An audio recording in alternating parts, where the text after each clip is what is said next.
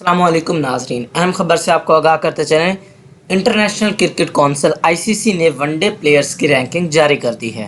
पाकिस्तान के Babar Azam ICC one day player rankings में पहले नंबर पर मौजूद हैं और भारत के शुभमन गिल दूसरे नंबर पर मौजूद हैं। भारतीय टीम के कप्तान रोहित शर्मा एक दर्जा बेहतरी के बाद तीसरे नंबर पर आ गए, जबकि विराट कोहली ने एक दर्जा तंजली के बाद चौथे नंबर पर चले गए। रैंकिंग में पाकिस्तान का फ़खर जमान एक दर्जा बेहतरी के बाद 12वें नंबर पर चले गए।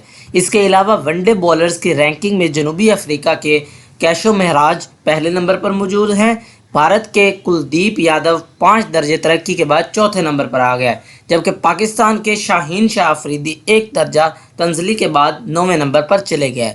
जी हाँ दोस्तों, ये इंटरनेशनल क्रिकेट कौंसिल आईसीसी ने वनडे प्लेयर्स की रैंकिंग जारी की है, जिसमें पाकिस्तान के बाबर आजम पहले नंबर पर मौजूद हैं और भारत के शुभमन गिल दूसरे नंबर पर मौजूद हैं, जबकि भारतीय टीम के कप्तान रोहित शर्मा एक दर्जा बेहतरी के साथ तीसरे नंबर पर मौजूद हैं।